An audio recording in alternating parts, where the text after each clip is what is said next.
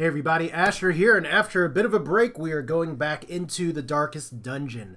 And we're not just doing it normal style, even though there's been a lot of updates, a lot of new content put in. We're doing the Spooky Scary Edition, and we are going in completely torchless. That means completely without this light burning, so if we could cut that off on the title screen, that's exactly what we do. Now, before we delve in and get started, I'll tell you first off, if you want some of the cinematics and everything, you may want to check out my old series on this, because that hasn't changed. Second, I just want to tell you up front what this series is about. It's not going to be me blowing through the game, beating the crap out of it, and you all clapping and cheering from your seats. I have been testing torchless runs with Darkest Dungeon, and I am very pleased with how much harder it is now than it used to be. Actually, it used to be a lot easier to play Darkest Dungeon torchless with no light than without it, but the balance has changed quite a bit, and now I'm going to be brutally punished. So hopefully you all can enjoy coming along for the ride. And if you would like your name to be on the death roll or the roster or whatever, by all means, feel free to suggest it in the comments, and I will try to accommodate you as soon as I can. So let's do the Darkest Dungeon Spooky Scary Edition. Woo! Exciting. Now you'll see that I am starting right in the tutorial mode here, and you are going to get some tooltips here at the very beginning. We do have our two original characters, Dismas and Reynald, which if you right-click you can see their abilities. God-fearing will only pray, and kleptomaniac because of course he's God-fearing but he steals everything. And then we have Dismas as well, who has a hard noggin, quick reflexes, is a known cheat, so he doesn't get to gamble in town. But I don't know if you guys are going to get to know these two very long, because they have it's not really a new option, it's just been a while since I played, so I'm trying to keep things fresh for you. If you press and hold Control, Shift, and click, boop, no lights. The darkness holds dominion. Alright, that is all we need here. So what we're going to do is just hit to this next room. For those of you who are unfamiliar with the game, we're just going to go forward here. You'll have the narrator talking. You'll have the narrator talking a bit. The narrator's awesome, don't get me wrong, and he'll have plenty of FaceTime too. But you can press D and A to move, or you can just move forward yourself. Moving backwards increases stress quite a bit. There's a lot of factors in this game that will be kind of gone over here with just some of this very early combat here. This is a turn-based combat game. You have up to 4 characters, and the placement in rows for each person matters. Like you see the little white pips there. If your person is standing in that position in line, they can attack, and like open veins can hit someone on the front row.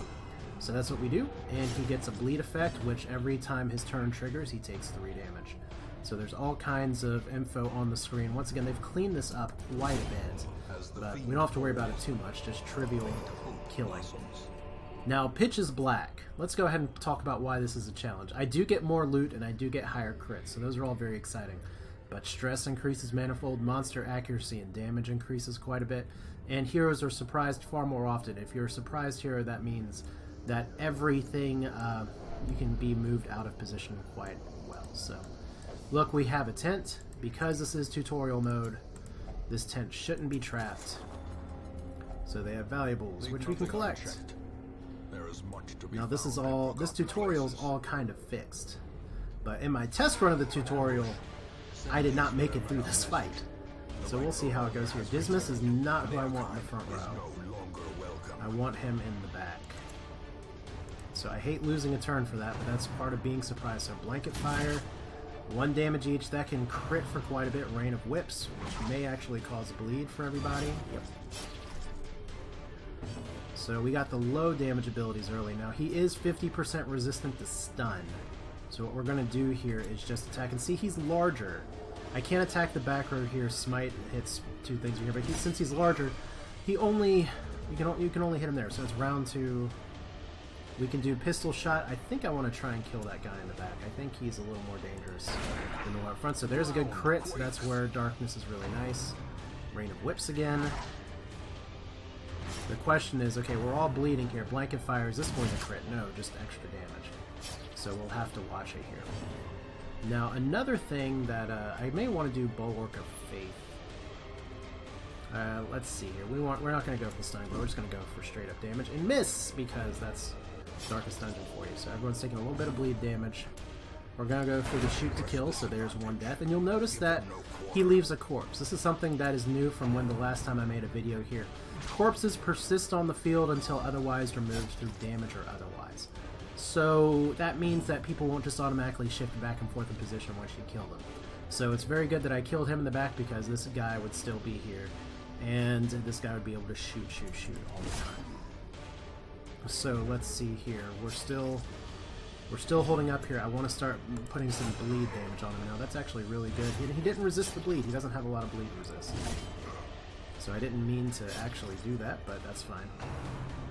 He does have 20% bleed resist, but still that's the most damaging attack that I have.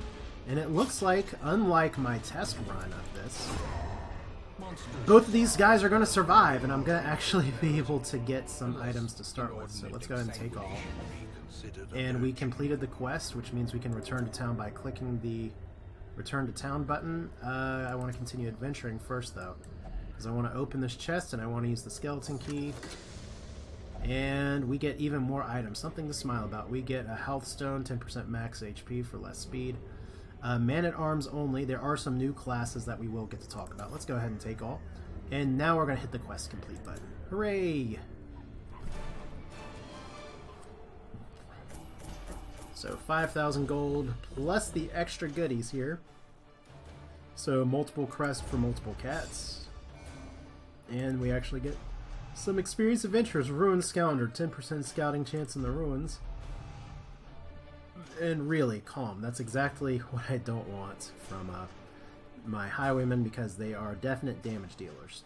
But we'll return to town and we'll talk a little bit about what's involved. So we are on the Asher the Second estate, because my first estate went into ruin as I didn't adventure further and further and got overtaken by the things that will come up from below. Now we have two new people, Reynald and Dismas, who will be able to go with us into the battlefield. We have multiple areas in town that we can explore, the Ancestors' Memories, where you can view all of the cutscenes. We have the Graveyard, which has nothing yet, but will be populated soon enough, don't worry. Tavern, Sanitarium, Guild, Blacksmith, and Abbey will all be there. The Stagecoach is our first place, though, because this is your hero lifeblood. This lets you get everybody in here.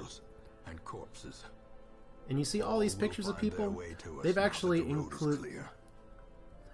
You see all the pictures of people in here. I hate that I keep talking over the narrator here. They've included quite a bit of classes compared to what there used to be. So we'll take a look and see who is available in the Stagecoach. Right now, just 2 people. If you do lose Reynald and Dismas, you actually do start with 4. So that is a little forgiving for the game. And one of the very important things that you can do first is actually upgrade your Stagecoach to get 3 people. And I can increase the barrack size to 12 eventually, because I'm still going to be wanting a lot of deeds for a lot of reasons, but we want to get 4 heroes in as much as possible every time. So we're going to take our Vestal, Pax de Cure, who has Divine Grace, Dazzling Light, Illumination, and Hand of Light. Does not have Divine Comfort. And his Flagellant will only flagellate for stress relief. That's nice. Means we need to switch your outfit to... let's see here. Probably red. That makes the most sense. And then Trelly, the Plague Doctor, which for those of you who do not know, Plague Doctor is female according to the developer. Slow Draw, that doesn't matter too much. Stout, pretty important. Comes with, doesn't come with Disorienting Blast, which is useful for clearing all corpses. Does have a buff, does have Battlefield Medicine, Incision, and Plague Grenade. So we'll make it work. Not my favorite starting abilities here, and I think let's see here. I think we need the White Plague Doctor here and Reynald. That's pretty good. We'll just keep everybody kind of default. Not going to change anybody just yet. Now the idea is that you're not a player character. You actually send everybody out to embark to rebuild your estate. And you have the ruins of your estate, the Warrens, which you need to unlock, the Weld, which you need to unlock, and the Cove, which you need to unlock. And each place gives you a special bonus. It used to be a double bonus for each of these, but now each one of these is dedicated to a specific kind of heirloom. You'll be going to the Weld a lot because a lot of things that you want early require deeds. The Darkest Dungeon is the only area that is still locked right now. So we're getting closer to release, and it looks like we will probably have time to do our first mission, which is a skirmish to complete 100% of room battles. Now, I say we'll have an opportunity to complete it. That does not mean we will necessarily complete it, and I'm not sure if I want the Vestal or the Plague Doctor in the back. I can play grenade, I can incision.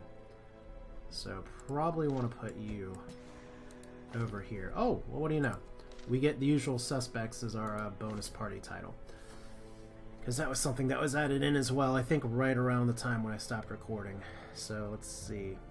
She can Divine Grace from the back, she can Dazzling Light from the back. Illumination, so she'll have a problem hitting back row targets. So that's going to be a little bit of an issue. You can train these other skills. So we'll see what else we can get. But for now, we will go with this party. And let's go ahead and dive into the next part. So if we win, we get 3,000 gold, 2 busts, because we must increase our bust, and 1 bleeding pendant. In fact, while we're here, what we probably should do as well, 10% max HP. Let's give that to you, and we don't have a man-at-arms yet, so we don't have to worry about that. I like doubling down. He has low speed anyway, so that's not going to make too much of a difference. Alright, let's go to provisions.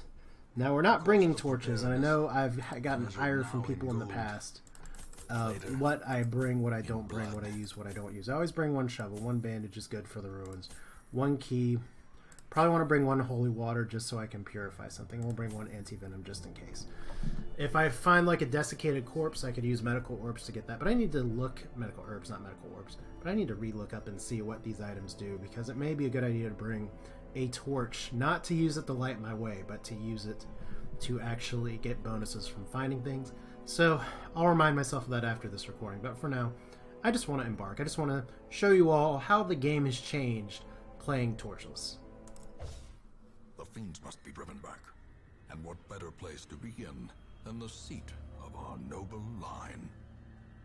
Well, thank you, narrators. We'll go ahead and get started with every other time here. Spooky, scary, no torch. It's easier if you squint, is what she says. As we have people that have never been to a dungeon before, they automatically get 20 stress. We can look up here. At least we have a straight-up corridor, so that's going to make life a little easier, relatively speaking. Okay, so we're in the ruins. We don't have a lot of scout. Actually, we don't have any bonus scout chance because it's pitch black. And everyone's surprised, so look at... Remember our best laid plans of fighting things now. 200% bleed resist means that my bleed is not going to happen. This is actually where I'd love to use pistol shot, but I'm going to use open vein just for the melee attack. And that didn't work. I guess we're going to be using illumination or hand of light here. Now that does increase our torch a little bit, but it also does damage, so... And it missed anyway. And I don't think I can actually turn that down, but it doesn't matter because we got critted. I don't know if I can turn this down mid-fight, so we'll just have to deal with it. Now I could play grenade and hit you all. That only hits 1 thing in the back. The important thing is that I move you back 1. Vestal's going to get hit a little bit. We're going to be using her to heal next turn. We've got to get you up to the 2nd row. Got to. Second crit. Look at this. We're not even like pitch darkness. And this is just how they've really changed the number generation here. It is not unusual to have very bad things happen just after 1 fight. So our goal is going to be kind of to get through this. And once again, you see the corpse is in the way. It's not moving anything. So I can use battlefield medicine to once again, it will let you target 2 things. Let's use this on you. Let's see what this buff will do. Alright. Good hit for 8. Now these corpses are still there until we beat the crap out of them, but hopefully Dazzling Light, which is mainly a stun.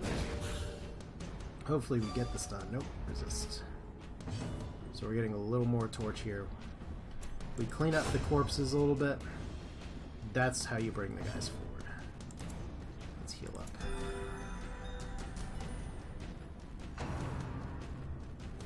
Okay, 5 damage. Not too terrible.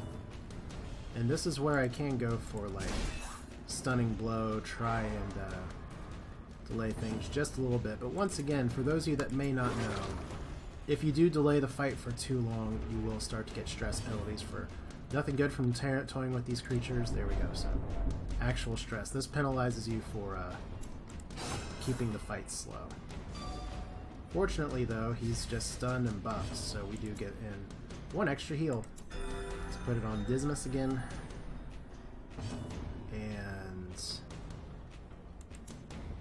I guess we'll self-heal for 1. Let's see if we can knock you out. There we go. First fight's a win! And we get some bonus gear, and let's make sure we decrease the light here. Let's turn the light back on. Now I do have food which I can use to heal just a little bit. So that's what we're going to do, and if we look at the map we actually have some kind of item up ahead. Klepto may take it. I usually like to have the Highwaymen go after these, because if you check the Highwaymen stats, they have the best trap resistance. 50% trap resistance right now. And I might as well just take a torch. Oh, good. Especially because that torch has 2 busts. Now our goal here is to complete 100% of room battles. I want to go into the next room. There we go. And I don't want to walk backwards to do it. So no room battle here. No altar either. Or nothing I can interact with. So next hallway. Oh, didn't see the trap. So that's additional stress for you. We do have this bookcase full of leather-bound books. Now, if I use the torch on this, will it, like, really stress me out? I don't remember. Let's try it. That item had no effect. Alright. Knowledge, however, changes the hero for good or bad. Unholy Hater. Well, don't be unholy hating forever. That's good. 15% damage versus unholy. That's pretty lucky. I'll have to remember what the bookshelf does. I know there's some things that if you use a torch on it, it's like really bad. Really, really bad. So we actually do get a little bit of scouting. We do have a trap up ahead, and we have 2 fights. Possibly the rest of the fights in the dungeon. So let's put the Highwayman over here. Disarmed. Cool. So here's some more tomes. I'll probably just skip them. Hunger. Everybody eats a little bit, and we're good. I don't think anybody has the penalty where if you're stressed out, you eat more. So we do have a fight here, and there's no reason to worry. Like, if I can't kill these guys, or if my team's about to die afterwards, I am just going to bail. And that's okay. I do have 1 bandage if I do get any bleeding issues. Tempting Goblet. Doesn't seem bad up front, but the stress really adds up. And pulling you is not what I want. Is that going to go all the way front? No, resist. Even better. Now I could use Grape Shot Blast. It does hit all 3 for a tiny bit. But since these are humans instead of unholy, and we can see some of the skills that they have, I can't actually make you bleed. And then I can... It's probably better to try and heal. Who do we want to heal? 18 and 22, 14 and 24. I'm just trying to heal as much as I can every time because that's what you gotta do sometimes. So Graveyard Slash for 8 damage. And I could do a Zealous Accusation. How much health do you have left? 6. And Zealous Accusation... I don't see exactly how much damage that does. Minus 40% damage, so that may not kill. Let's see if we can get the Bone Soldier going. There we go. Granted, the corpse is still there, but... You can always try this. Just try it. Well, at least the corpse didn't dodge. Yeah, I don't usually use Grape Shot Blast, and that's probably why. Now, we already have our Vestal near 100% stress. So we'll have to deal with that, too. And the undead, they can be blighted. They just cannot be, they're actually really resisting that blight hard. It's annoying. Alright. Who needs healing this time? Probably Raymond. Although the extra little bit of damage could be pretty important here. How much health do you have left? 4. Confidence surges as the enemy So move them up just a little bit. It still takes bleed damage even after death. A little bit of healing all around. This is how it's supposed to go, I guess. Also send him back. That's okay. He can still fire his pistol from the back row, so that's not terrible. knockback. That's exactly what we're going to do. Doesn't do a ton of damage, but has a much higher crit chance. Do I just want him in the back? Actually? Maybe. Let's end this fight. So, lots of rewards here. Stun Charm. So clearly in view. Leper only immunity mask. And lots of money. Trick of the light. So we do have armor here as well. And it reveals great insights into the world, and he becomes a ruins adventurer. Cool, which means that he has 20% stress resist here. Dismas, are you actually better in the back row for this party? I mean, I don't get grape shot. I don't get open veins. I do get pistol shot. I guess you're still better up here too. That's not what I wanted to do. I've made that mistake so many times recently. We want... I guess we want it like this. Or maybe, you know, I think Incision's more important if I just keep finding myself healing with her. Alright. Maybe we can have a successful run, or maybe this next fight will be the one that does me in. Let's find out. 2 bone rabbles. So crit mod 10%. Let's do this. 4 and 3. This softens them up a little bit. May try and squeeze in a heal or 2 in here. Okay, so that's 4 damage. There's no bleed. Would have loved to have dodged that. And we'll do the stunning blow here. See if we can get the stun off, see if we can get 1 extra kill on our other person. Alright, so what do we do? Tracking shot kills it anyway. Alright, so you don't have any great way to pass the turn. That's alright. 200 money. A trifling victory. He says, But hold a up. victory nonetheless. Okay, we'll put you in here. And knowledge forever changes the hero. That can be good or bad, but he's tough. So we're getting some pretty good luck here. 10% max HP. That's like one of the best ones. And then what's in the box? Empty crate. So we could be dealing with starvation soon if this is not our last fight. All spiders. Spiders seem easy until they stun you the whole fight. Alright.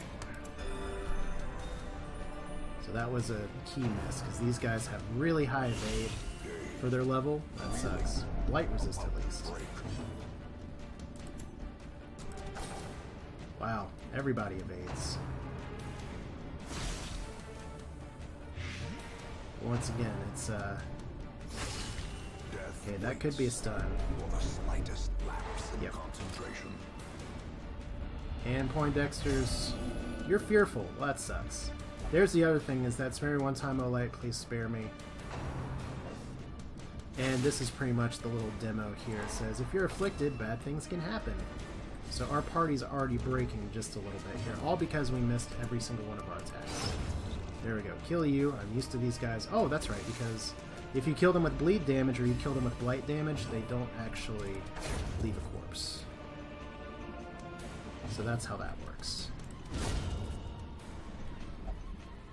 Truth prevails, and see, that helps. She still is fearful, but those crits and those deaths actually knock down the enemy's whatchamacallit, knocks down the stress level. She's only at 96 shots. So is that bleed damage? Good. That's a guaranteed kill anyway. Maybe we can get a heal in. Shadows are crawling. This place is alive with evil, and she's going to skip her turn and stress everyone else out. And you're blighted. Oh no, she can still heal. 19, 8, 13, 9. Pretty good. I'm going to kind of hope this is the last fight in the dungeon. It's probably not. So second skeleton key. Oh, we got victory. Cool. I was really not expecting to win the first time here. So we'll use our key.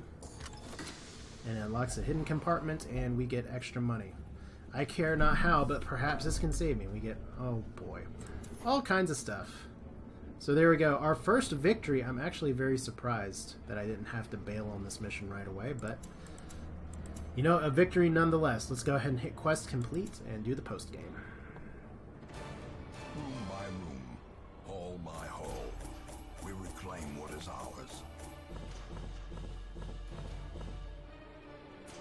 So our gold, our treasures that we get to all sell back, including some of these items that we brought with us. And then all the busts, 6 of them. And everyone's going to get some experience here. Some good traits and some bad. So Cove Adventurer. Oh god, obsessed with cleanliness. Well, we'll see how terrible that turns into. Nocturnal, so -2 speed if torches above 75. You're going to be just fine with us. And Fear of Mankind. That's not great, but evasive. Let's return to town. Well, we're back and we have people leveling up and people actually surviving. So the tavern and the abbey are all open. And we need to do a little bit of management here. But I think we'll save that for the next episode. So that's it for now. We've made it through here. We do have Poindexter who's going to need some help because if you don't know, the fearful trait, wherever it is right now, that affliction, if it's not taken care of, can actually become permanent. And we definitely do not want a permanent affliction there. So we are probably, because we have the stagecoach with only 3 people here, we're probably going to take these 3 and send one of these guys. Unfortunately, it's not going to be the healer. But that doesn't always mean bad things. But that's it for now. This is Asher with a spooky, scary, darkest dungeon with no light, no torches. First mission was surprisingly accomplished, but in the ones that come from here on out, it's probably going to get far worse. Hope you enjoy sticking around. I'll see you next time.